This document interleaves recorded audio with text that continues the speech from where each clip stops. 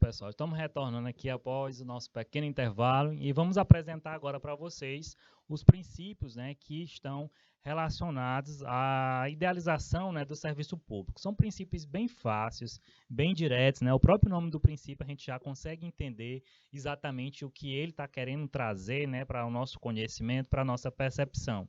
Vai ter princípios que às vezes estão relacionados um com o outro, né? Mas pela doutrina, né, traz esses direcionamentos, traz essas percepções e a gente vai apresentar cada um desses princípios para vocês, tá bom? Então vamos aqui ao nosso primeiro princípio, tá certo, pessoal? Então vamos nós aqui. A gente tem exatamente, pessoal, o princípio da adequação. Que é isso, professor?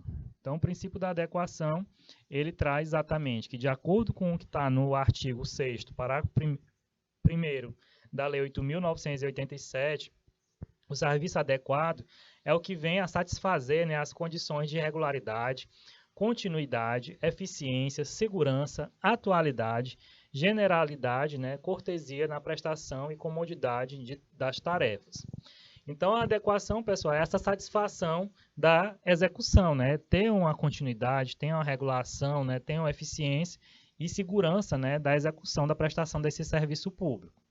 Obrigatoriedade. O Estado, pessoal, ele tem um dever jurídico de promover, né, a prestação do serviço público, não sendo nessa prestação uma simples faculdade discricionária. Então, o Estado ele vai ter obrigatoriamente que executar, né? E se ele não executar, ele vai delegar a outros órgãos, seja público ou privado, para que se execute esse serviço público. A atualização, pessoal, modernidade ou adaptabilidade. Então, aqui é a técnica empregada na prestação do serviço público. Embora não tenha, pessoal, de ser a mais avançada disponível, né, ela precisa mostrar-se, né, compatível com o estágio de desenvolvimento tecnológico vigente, né, à época da prestação. Então, a gente vê a atualização, pessoal, a principal delas que a gente vê aqui dentro do entendimento de serviço público foi a legislação, né, referente ao serviço de aplicativo, né, o Uber 99, que a gente apresentou há pouco tempo a vocês. A gente tem um princípio, pessoal, a universalidade ou a generalidade, em que a prestação do serviço público ela deve ser estendida, né, a maior quantidade possível de usuários. Então, essa questão da prestação de serviço público ela tem que atender a toda a demanda social, seja daquele município, né, chegando a cada povoado que faz parte daquele município, ao Estado como um todo, né, e à União representada em todo o nosso Brasil, em todas as suas dimensões. A gente tem, pessoal, o princípio da modicidade das tarifas. Isso significa que o valor exigido do usuário a título de remuneração pelo uso do serviço ele deve ser o menor possível, reduzindo-se ao estritamente necessário, né, para remunerar o prestador com o acréscimo da pequena margem de lucro. Então, todo serviço público, pessoal, pode ser cobrado sim uma taxa, né, mas vai ser, de algum modo, o menor valor possível, né, em que não vai gerar uma margem de lucro, mas sim a manutenção daquele serviço público, né? A cortesia, princípio da cortesia. Aqui significa, pessoal, que o serviço e as informações de interesse do usuário, elas devem ser prestadas, né, com polidez e educação. Então, dentro do serviço público, esse serviço ele tem que ser prestado, né, com toda a tranquilidade para atender às demandas da sociedade, né? E a educação, esse trato, né, de respeito, de cordialidade, ela é extremamente importante. O princípio da transparência, e aqui eu acho um dos principais princípios nessa prestação do serviço público, né, que o usuário, pessoal, ele tem direito de receber do poder concedente, né, da concessionária, informações para a defesa, né, de interesses individuais ou coletivos. O princípio da continuidade, pessoal, e aí aqui está trazendo que significa que a prestação do serviço público, né, ela não pode sofrer interrupção, devendo ser promovida, né, de forma contínua e sem intervalo. Então, a gente vai ter aqui, pessoal, dentro desse princípio da continuidade, né, que não pode sofrer essas interrupções, vai ter possibilidades, né, mas vai ter que ser mantido os serviços essenciais da sociedade, e a gente vai apresentar logo mais essas observações para vocês. Então, vamos aqui. Quanto à legitimidade, pessoal, do corte de fornecimento de serviço em caso de falta de pagamento da luz, da água, né? Então, a lei de concessões, ela admite expressamente, né, que o inadimplemento é causa de interrupção da prestação de serviço, desde que observada, né, a necessidade do prévio aviso. Então, a lei, pessoal, 10.015 de 2020, ela inclui o parágrafo 4º, artigo 6º, em que diz a interrupção do serviço, na hipótese prevista no inciso 2 do parágrafo 3º desse artigo 6º, não poderá iniciar-se, né, na sexta-feira, no sábado ou no domingo, nem em feriado ou no dia anterior ao feriado. E aí aqui, pessoal, a gente traz os requisitos, né, para o corte de serviço por inadimplemento do usuário de serviço público, que passam a ser a comunicação prévia, né, sobre o desligamento, que aí vai dar a possibilidade, pessoal, daquela pessoa quitar, né, aquele valor, aquele débito que ela está tendo, e aí regularizar essa situação. O aviso, pessoal, sobre o dia a partir do qual será feito o corte, então isso vai ter nesse comunicação prévia, né, e a data do desligamento não pode acontecer, né, na sexta-feira, no sábado ou domingo, né, nem em feriado ou dia anterior ao feriado. E isso por quê, pessoal? Já pensou se fizerem isso numa sexta-feira e aí o serviço público, né, de modo geral, ele vai estar funcionando, né, de segunda a sexta-feira, da grande maioria das vezes, só das 7 às 13 horas, e aí a pessoa vai ficar o final de semana inteira sem um fornecimento de energia, por exemplo. Então isso geraria, né, um ônus para aquela pessoa inserida na sociedade. Imagina o nosso Piauí, né, um estado quente, você ficar sem água, ou sem luz, né, sem poder utilizar um ventilador, então ficaria uma situação extremamente difícil, né, para quem já tem um costume de, no seu dia a dia, né, usar esse tipo de serviço. Então é algo que chamou a atenção, né, do legislador, e aí por isso que teve essa alteração, e aí trouxe a Lei 14.015 de 2020, então extremamente atual, e que traz essa observação, né, que o desligamento ele não pode acontecer na sexta-feira ou no final de semana, e nem antes e nem durante o feriado. Então, algo muito importante para a nossa sociedade e que todos nós ganhamos, né, com isso. E aí essa comunicação prévia ela vem a ser, né, extremamente crucial, porque aí a pessoa se organiza, né, ela pode pagar, às vezes ela não pagou porque esqueceu, né, pelo corre-corre da vida, ou porque teve que separar um valor para cuidar da saúde, enfim, outras questões, né, que vão gerar isso, mas que ela pode, né, com essa comunicação prévia, correr atrás da situação e poder quitar, né, essa prestação e evitar esse corte. Então, essa comunicação prévia ela é muito importante, né, e faz com que o cidadão ele não fique, né, à mercê da surpresa, né, daquela situação, e aí poder tomar alguma providência. Então, aqui muito legal essa inovação atual, né, que venha auxiliar toda a nossa sociedade. Então, vamos seguir aqui, pessoal. Princípio da igualdade, pessoal. Então, os serviços públicos eles devem ser prestados de modo isonômico, né, a todos os usuários, sem privilégios ou discriminação. Quando fala isso, pessoal, no serviço público, também é um princípio que merece destaque, em que aqui a gente vai tratar o seguinte: quando você vai num serviço de saúde pública, né, aquele hospital ele pode ter mecanismo, né, de direcionar, né, o atendimento prioritário, os idosos, né, crianças, mulheres que estão com crianças de colo, pessoas com deficiência. Então a igualdade aqui, que fique clara, né, é uma igualdade que vai seguir os regramentos, né, de determinado órgão que vai estar prestando esse serviço público e atendendo, né, a nossa própria legislação, que vai dar, né, essa segurança jurídica para que se respeite, né, esse atendimento prioritário e manter a igualdade, né, de quem está ali. Porque nós, algum dia, lá na frente, vamos estar idosos, né, vamos ter algumas questões e a gente também vai lutar pela normatização daquela aplicação de lei, né. Então, a igualdade, que fique clara, né, é respeitando todas as possibilidades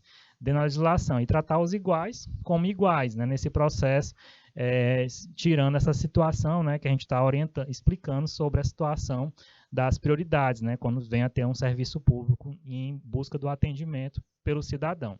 A gente tem também, pessoal, o princípio da motivação, e aí todas as decisões relacionadas à prestação do serviço, né, elas devem ser fundamentadas. A gente tem também a questão do princípio, pessoal, do controle, em que as condições de prestação de serviço elas estão sujeitas, né, à fiscalização por parte da própria administração, controle interno, né, e pela via judicial, o controle externo. Então, esse controle ele vai ter sempre, pessoal, a prestação do serviço, seja do Estado ou para quem ele delegar, o próprio Estado vai estar controlando, né? E vai ser esse controle interno ou por via judicial, né? Quando a pessoa recorre, o cidadão se sente ofendido e vai ter esse controle externo. A gente tem um princípio, pessoal, da regularidade. Então, a prestação de serviço, ela deve observar as condições, né, e horários adequados diante dos interesses da coletividade, sem atraso ou intermitências, né? E a gente tem um princípio da eficiência, que é isso, professor. Então, o serviço público ele deve ser prestado, né, buscando a melhor qualidade e os mais altos índices, né, de aproveitamentos possíveis. E o princípio da segurança, pessoal, que é o último aqui que a gente vai apresentar, que é a prestação do serviço, ele não pode colocar em risco, né, a integridade dos usuários ou a segurança da coletividade. E a gente segue aqui, pessoal, para o próximo tópico. Dentro do entendimento, né, depois de passar pelos princípios, a gente vai falar sobre os serviços essenciais. Então, a Lei 7.783 de 89, ela teve uma redação alterada, né, pela Lei 13.903 de 2009 e também alterada pela Lei 14.047 de 2020, duas leis atuais, em que ela disciplina, né, o exercício do direito de greve. E ela definiu, né, como serviços ou atividades essenciais, e a gente vai destacar aqui para vocês. O tratamento, né, e abastecimento de água, a produção e a distribuição de energia elétrica, né, o gás e combustível. Então, são serviços essenciais, né, serviços ou atividades essenciais. A assistência médica e hospitalar. A distribuição, pessoal, e comercialização de medicamentos e alimentos. São serviços e atividades essenciais. No processo da pandemia que a gente vivenciou, pessoal, foi serviços que não pararam, né? Foi os ramos de alimentação, porque a gente precisava manter a nossa alimentação. Serviços funerários, transporte coletivo, né? Toda vez que tem greve, vai ter regramento, tem que manter 30%, né, de andamento. A sociedade depende do serviço público, né? Então, o transporte público é um serviço essencial. A captação, pessoal, e tratamento do esgoto e do lixo também é um serviço essencial. Então, em todos os nossos bairros aqui em Teresina, por exemplo, o transporte de coleta de lixo, né? Ele vai estar passando 3 vezes na semana nas portas das nossas casas, recolhendo nossos lixos, né? Então, é um serviço extremamente essencial, que evita, né, as pessoas estarem fazendo queimadas e outras atividades, né? Jogar lixo no meio da rua, por exemplo. A gente tem também, pessoal, e aqui tudo exemplificativo, né, pessoal? Está dentro da lei, mas que está taxativo aqui como serviços essenciais.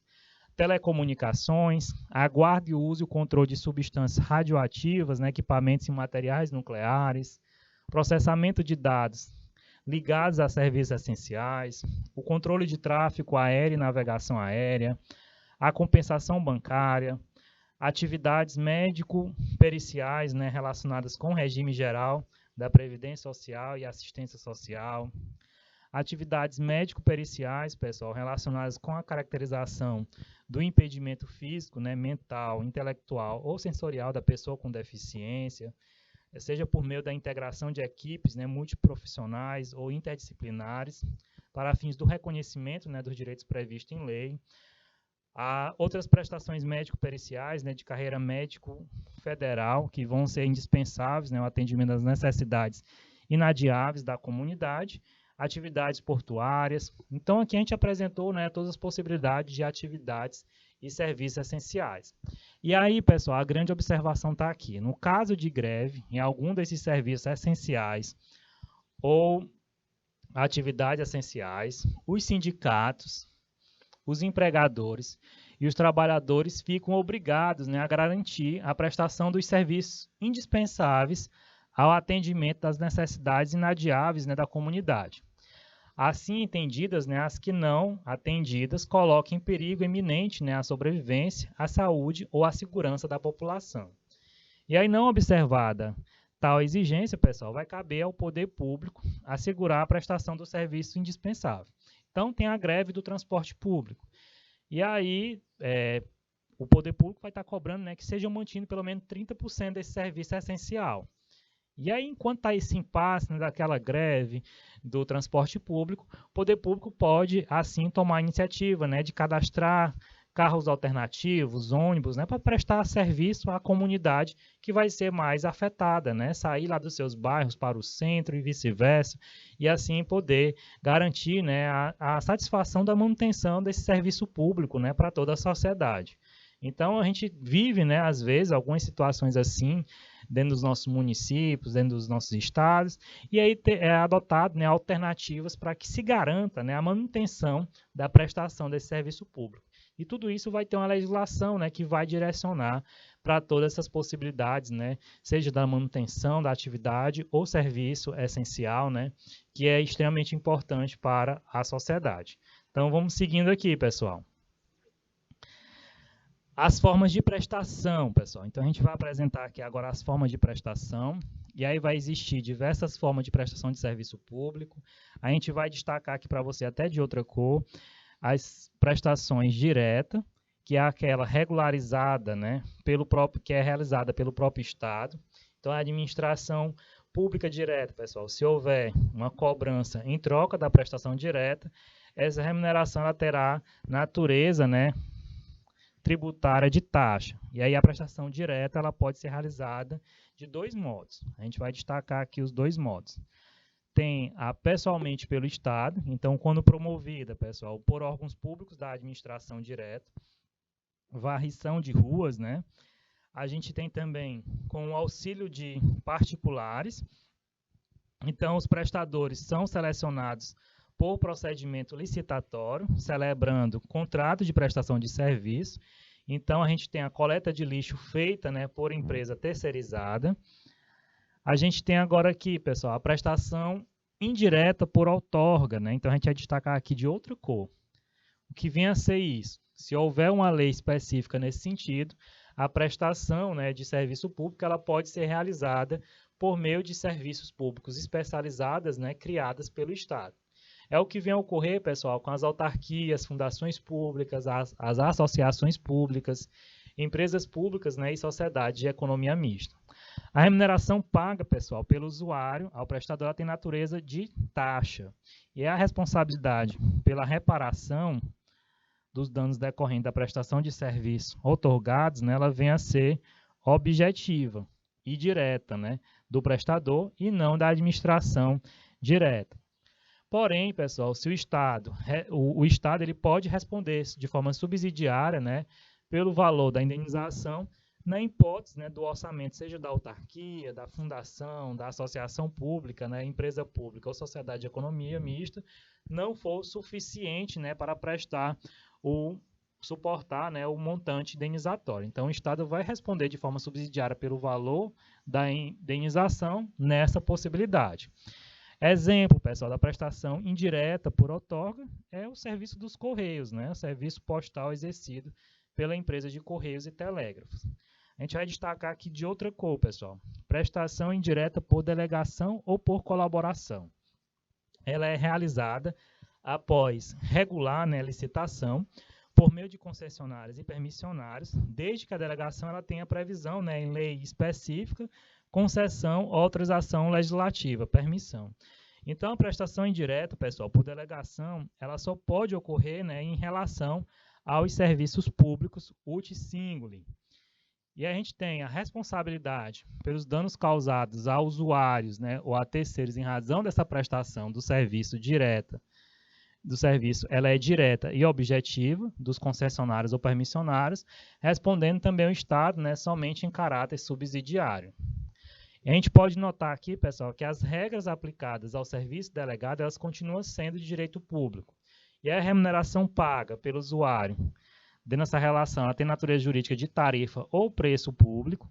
E aí os exemplos de prestação indireta por delegação, a gente tem a rodovia dada em concessão, né, o transporte aéreo de passageiros, a telefonia fixa, né, a radiodifusão sonora, no caso de rádios, né, e som e imagem de emissoras de televisão. A gente vai destacar aqui uma para você, pessoal, que eu até vivenciei essa realidade quando eu estava fazendo o meu mestrado e doutorado em São Paulo.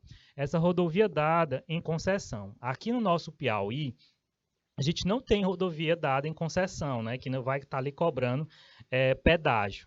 Mas lá no Sudeste, né, em São Paulo, se você sai da capital e vai, digamos, para Barretos, que é 500 e poucos quilômetros de São Paulo, por exemplo, você vai passar no mínimo em 15 pedágios. E aí, em cada pedágio desse, né, como é uma rodovia dada em concessão, vai ter valores variados. Vai ter pedágio que vai ser 10, vai ter um que vai ser 15, 20. O certo é que eu passei em vários pedágios, bem uns 15 pedágios, gastei R$300 e saí da capital São Paulo até Barretos. São estradas perfeitas, tem 4 vias, né? Claro, o trânsito lá é totalmente diferente, né? É uma outra realidade, mas quando o Estado dá essa concessão, né, para que seja cuidada as rodovias, né, por essas empresas, elas garantem a manutenção, a segurança, né, toda a assistência de quem passar ali por elas. E você está pagando por aquele serviço, né? Então, é uma realidade interessante que tem não só em São Paulo, mas tem em Minas, tem em outros estados, né, e que vem a crescer, dando essa possibilidade, né, do Estado delegar essas funções que vêm a auxiliar, né, na prestação de serviço público à coletividade. Então, é uma realidade muito interessante. Vamos seguindo aqui, pessoal. A gente traz aqui um quadro, né, resumo, mas antes disso a gente diz o seguinte: em nenhuma hipótese a delegação ela transfere, né, o poder de fiscalizar a prestação do serviço. A prerrogativa é esta, né, que sempre permanece nas mãos do poder concedente. Então, as formas de prestação de serviço público, pessoal, está aqui nesse quadro, trago pelo professor Mas, em 2022, são de 2 tipos. Direta, quando realizada pessoalmente pelo Estado, pelos seus órgãos ou agentes. Um exemplo seria a varrição de ruas. A gente tem o direta, com auxílio de particulares em nome do Estado. Um exemplo, a coleta de lixo. E a indireta, né, pode ser por outorga, usando pessoas criadas pelo Estado, um exemplo, as autarquias, ou por delegação, que é o caso das concessionárias ou permissionárias do serviço público. Então, esse quadro resume bastante, né, tudo isso que a gente apresentou de forma de prestação de serviço. Vamos seguir aqui na explanação do nosso conteúdo. Responsabilidade, pessoal, do prestador do serviço público. Então, a gente até falou, mas a gente vai focar aqui de novo. Então, a responsabilidade patrimonial do prestador de serviço público é sempre objetiva, né, por danos causados a usuários ou a terceiro, não importando a prestação esta a cargo do próprio Estado, né, entidades da administração indireta, concessionárias ou permissionárias. Isso porque, pessoal, a responsabilidade ela é objetiva, é direta, né, do usuário e independe de quem seja o prestador. A exceção seria, por óbvio, né, está nos dados nos danos por omissão, né, em que, conforme a gente já trouxe, né, se tem as condutas omissivas que ensejam, né, a responsabilidade subjetiva. A gente traz, pessoal, agora as formas de remuneração, né, que podem acontecer dentro desse serviço público. Então, o ordenamento jurídico brasileiro prevê basicamente 3 formas de remuneração para a prestação de serviço público, seja por tarifa, taxa ou imposto. E a gente vai apresentar cada uma dessas possibilidades. A tarifa, pessoal, ela também é chamada de preço público, então a gente pode ter em alguma questão nessa informação e vocês vão lembrar que está se tratando da tarifa. É o que é exatamente isso, pessoal? É a remuneração paga pelo usuário quando o serviço público uti singulo, né, ele vem a ser prestado de forma indireta, por delegação, nas hipóteses de concessão e permissão. A tarifa, pessoal, é uma contrapartida sem natureza tributária, mas de cunho privado contratual.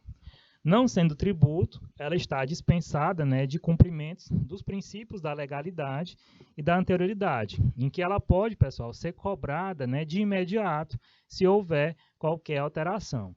O exemplo seria o valor do pedágio que é cobrado, né, nas rodovias exploradas por particulares. Inclusive, naquela rodovia pode ter vários valores diferentes, como eu até trouxe o exemplo para vocês. As taxas, pessoal, seriam outra possibilidade de forma de remuneração. É uma contrapartida tributária utilizada nas hipóteses, né, de prestação direta pelo Estado do serviço público uti singulo. Também vão ser remunerados, pessoal, por taxa de serviço públicos outorgados a pessoa jurídica, né, da administração indireta, como as autarquias, empresas públicas e sociedade de economia mista. E aí, em razão da sua natureza tributária, pessoal, essas taxas somente podem ser criadas ou majoradas, né, por meio de lei. e a sua cobrança está submetida, né, ao intervalo imposto pelo princípio da anterioridade. Então, aqui já a situação da taxa, pessoal, ela só pode ser cobrada, ela só pode ser modificada, né, e seguindo a questão da majoração da questão da lei e também seguindo, né, o entendimento do intervalo mínimo, né, do princípio da anterioridade. Um exemplo de taxa, né, seria o serviço remunerado para a relação do serviço postal, né, que é prestado pelos Correios. Então, a gente tem essa diferenciação, né? A gente apresentou outra forma de remuneração e a taxa ela só pode ser modificada, né, se atender a esses dois princípios, né? E só pode entrar no exercício no ano seguinte. Então, tem essa questão desse intervalo mínimo, né, de atenção ao princípio da anterioridade. Vamos seguir aqui a última forma de remuneração do serviço público. Então, a gente chega ao imposto. E aí o imposto, pessoal, no caso do serviço público útil universo, não se pode falar propriamente, né, em remuneração, mas em prestação custeada, né, pelas receitas provenientes de impostos. Um exemplo é o serviço de limpeza, né, e conservação dos logradouros públicos. E a gente traz aqui também alguns destaques, pessoal, de dois doutrinadores. Primeiramente, Eli Lopes Meirelles, né, primeiras damas, que diz que o serviço público podem ser classificados quanto a essencialidade. Então, a gente vai destacar aqui. Então, pode ser serviço público propriamente dito, que são privativos, né, do poder público, por serem considerados indispensáveis, né, e necessários para a sobrevivência daquele grupo social e do próprio Estado. Um exemplo é a defesa nacional. A outra possibilidade, pessoal, é o serviço, né, de utilidade pública. Sua prestação, ela vem ser conveniente, né, e oportuna na medida em que facilita a vida do indivíduo. Um exemplo é a energia elétrica. Então, aqui a gente tem, dentro de quanto à essencialidade, a energia elétrica é um serviço de utilidade pública. A gente tem outra classificação aqui, pessoal, quanto à adequação. Então, a gente vai destacar aqui para vocês. Então, quanto à adequação, pode ser em serviços próprios do Estado, que são aqueles vinculados às atribuições essenciais do poder público, né, e sendo, em regra, prestado diretamente pelo Estado, seja de modo gratuito, né, ou mediante baixa remuneração. Então, a gente tem, pessoal, a saúde pública e a segurança pública. A outra forma de exemplo aqui, quanto à adequação, é serviços impróprios, né, do Estado. Então, são aqueles, pessoal, que não afetam substancialmente, né, as necessidades da coletividade. Razão pela qual, né, pessoal, podem ser prestadas, pode ter a prestação otorgada, né, às entidades estatais, descentralizadas, né, ou delegada a particulares. E o exemplo é a telefonia fixa, né? E a outra classificação, que Eli Lopes Meirelles nos traz, é quanto à finalidade. Então, pode ser exatamente de serviços administrativos, que são prestados, né, para atender às necessidades internas da administração, um exemplo é a imprensa, e seja serviços industriais, que consistem, né, na exploração de atividades econômicas pelo Estado, produzindo assim renda e lucro para o prestador. Um exemplo seria a venda de refeições a preços populares, né, por empresa pública municipal. Aqui dentro do nosso estado a gente tem essa venda, né, de refeições a preços populares executada, né, aqui em Teresina, que as pessoas lá no centro de Teresina pagam uma taxa de R$1, né, e comem a comida de muita qualidade, até balanceada, né, acompanhada por nutricionista e tudo mais. Então, muito interessante. E a gente traz aqui também a classificação, pessoal, agora do professor Celso Antônio Bandeira de Mello, que também vai trazer, né, o seu entendimento, e ele vai dividir, né, seguindo ao que ele observou dentro da Constituição Federal de 88, que os serviços públicos, né, eles podem ser divididos em 4 categorias. E a gente vai apresentar aqui para vocês. Os serviços de prestação obrigatória exclusiva do Estado, são aquelas que somente podem ser prestadas, né, diretamente pelo Estado ou por entidades estatais, não admitindo, né, a delegação a particulares. E aí a gente tem os exemplos, pessoal, o serviço postal e de correio aéreo nacional. A gente tem os serviços que o Estado tem a obrigação de prestar e a obrigação de conceder. Então, são os casos em que a Constituição Federal de 88 ela determina a prestação pelo Estado e, simultaneamente, né, a delegação a particulares. Então, o Estado, pessoal, ele tem que prestar junto com os particulares. Seria a radiodifusão sonora e de sons e imagens, que é a televisão. A gente tem também os serviços que o Estado tem a obrigação de prestar, mas sem exclusividade, que é o caso dos serviços de saúde e educação, que quando prestado pelo Estado são serviços públicos, e o Estado ele não pode admitir prestação somente por particulares nessa situação. E aí a última classificação seria serviços em que o Estado não é obrigado a prestar, mas não os prestando, ele terá de promover-lhes, né, a prestação mediante a concessão ou permissão. Então, trata-se, pessoal, de serviços que devem obrigatoriamente ser prestados pelo Estado ou por particulares. Um exemplo seria o fornecimento de gás canalizado. E aí aqui, pessoal, a gente traz os direitos do usuário, né, que somos nós, todos os cidadãos inseridos dentro dessa sociedade. Então, nos termos, né, do que está no artigo 7º da Lei 8.987 de 95, a gente tem, né, os direitos e obrigações dos usuários, além daqueles que vão ser estabelecidos, né, pelo Código de Defesa do Consumidor. Então, a gente vai destacar aqui essas possibilidades de direitos e obrigações dos usuários.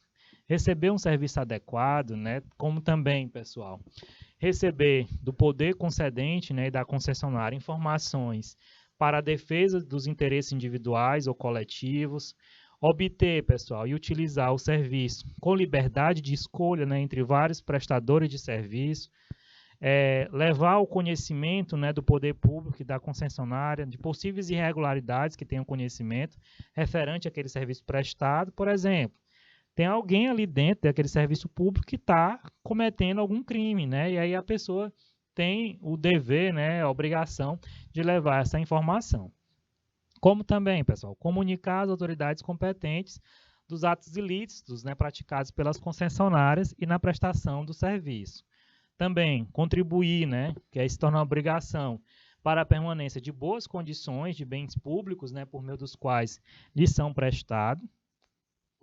E é importante, pessoal, destacar que as concessionárias elas estão obrigadas a oferecer ao consumidor e ao usuário, dentro do mês de vencimento, né, o mínimo de seis datas, né, que venham a ser opcionais para a pessoa escolher o dia de vencimento dos seus débitos. Isso está no artigo 7º-A da Lei 8.987. Com o advento, pessoal, da Lei 13.673 de 2018, passou a ser obrigatória, né, a divulgação da tabela, né, com a evolução do valor da tarifa, né, e do preço praticados pelas concessionárias ou prestadores de serviço público. A gente tem essas observações, né, quando a gente pega a nossa conta de água, a nossa conta de luz. E a gente vai ter agora aqui, pessoal, para tratar com vocês o Código de Defesa do Usuário, né, do Serviço Público, que é a Lei 13.460 de 2017. Essa lei ela estabelece, pessoal, as normas básicas para a participação, proteção e defesa dos direitos do usuário dos serviços públicos, né, prestados direta ou indiretamente pela administração pública, sem prejuízo, né, da incidência do Código de Defesa do Consumidor, e está no artigo 1º dessa lei. E aí vamos constituir, pessoal, diretriz para adequada prestação do serviço público, está no artigo 5º da lei. Questão da urbanidade, né, respeito, acessibilidade, cortesia nos atendimentos aos usuários.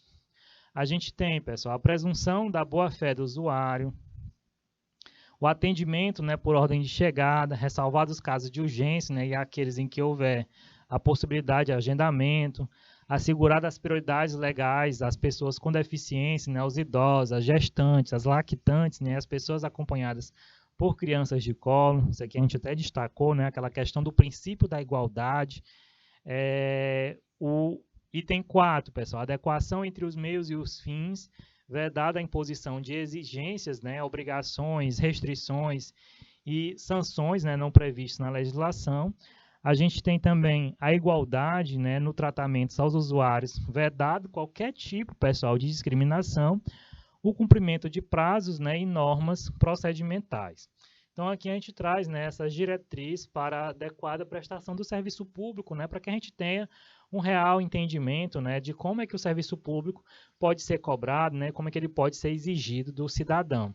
Então aqui traz direcionamentos, né, de normatizações, de regras, né, que são utilizadas pelo poder público, né, pelas prestadoras de serviço público, para que assim, né, todo cidadão que tiver ali buscando o uso desse serviço público, ele possa também, né, acompanhar e saber todas as diretrizes, né, que vão estar relacionadas àquele serviço público. Então é muito importante, pessoal, a gente conhecer. Às vezes a gente tem um direito e a gente não cobra pelo desconhecer, né? Acaba passando e a gente não toma nenhuma iniciativa nesse processo, tá bom? Então, está sendo muito útil essas informações, né, porque contribui para que você, como cidadão, né, inserido numa sociedade, saiba qual é seu direito de usuário, né, do serviço público. Se a pessoa chegar lá querendo cortar a sua energia num sábado, você vai dizer, não, o meu direito aqui diz isso. Então, isso não pode acontecer. Então, se não houver, né, uma prévia comunicação, como é que vai cortar se nem comunicar? Então, tudo isso, a gente conhecendo, né, a gente tem como reclamar e buscar nossos direitos. Então, como é fantástico, né, a gente conhecer a nossa realidade, né, saber o que exatamente a gente pode pleitear como direito. Então, muito bacana essa parte final, né, dos direitos do usuário, que todos nós, cidadãos, somos afetados, né, e temos direitos e obrigações a cumprir, até porque para que aconteça, né, esse fluxo desse serviço público. Vamos continuar aqui antes de encerrar, pessoal. A gente tem, dentro dos direitos dos usuários, a redefinição, né, a publicidade, a observância dos horários e normas compatíveis, né, com o bom atendimento ao usuário, a adoção, né, de medidas visando a proteção, a saúde e a segurança dos usuários. A gente tem também a autenticação de documentos, né, pelo próprio agente público, à vista dos originais apresentados pelo usuário, vedada a exigência, né, de reconhecimento de firma, salvo nos casos de dúvidas, né, de autenticidade. Então aqui, pessoal, é uma coisa muito interessante. Antigamente, quando a gente ia entregar um documento no órgão público, era obrigatório a gente levar já autenticado, né, esse documento. E agora o próprio agente público, ele pode fazer essa verificação junto com os originais, né, e não precisar você gastar com essa autenticação, a não ser se tiver dúvida, né, daquela autenticidade daquele documento. Aí vai se exigir até para uma segurança jurídica, né. Também como direito do usuário, manutenção das instalações salubres, né, seguras, sanalizadas, acessíveis, né, adequada ao serviço, ao atendimento, até para garantir a saúde de todos, né.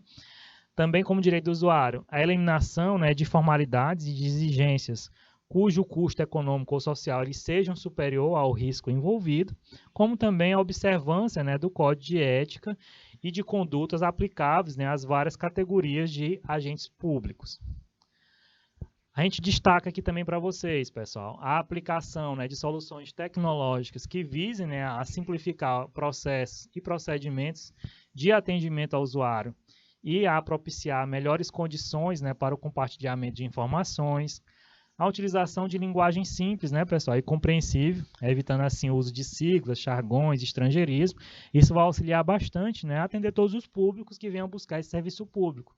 Uma pessoa, né, que está sem instrução, que não conhece, não entende, se você falar de muita forma técnica, né, vai acabar atrapalhando a compreensão, né, e até a total satisfação dessa pessoa que está buscando esse serviço público. Outro direito, né, do usuário, a vedação da exigência, né, da nova prova sobre fato já comprovado ou documentação válida apresentada. A gente tem, pessoal, comunicação prévia ao consumidor, né, de que o serviço será desligado em virtude do inadimplemento, bem como, né, do dia a partir do qual será realizado esse desligamento, necessariamente, né, durante o horário comercial. E aí isso foi trago na Lei 14.015 de 2020 que a gente já apresentou. Foi incluído também, pessoal, um parágrafo único ao artigo 5º, né, indicando que a taxa de religação de serviços, né, ela não será devida se não houver a devida comunicação ao consumidor. Então, a pessoa só vai pagar se realmente ele foi comunicado, seguiu todos aqueles requisitos, né, e mesmo assim a pessoa não chegou a cumprir com a sua obrigação, né, com aquele débito.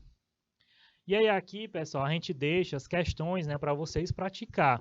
A gente praticou algumas questões ao longo da nossa aula, e aqui é o momento da gente deixar, né, para vocês chegarem a concretizações. A gente deixa mais itens para vocês verificar se está certo ou errado, mas exatamente de todo o conteúdo, né? Desde o nosso início, o momento inicial da nossa aula, até esse momento final. E agora a gente vai fazer uma recapitulação geral, né? Um fechamento do que a gente apresentou, do que a gente direcionou ao longo da nossa aula.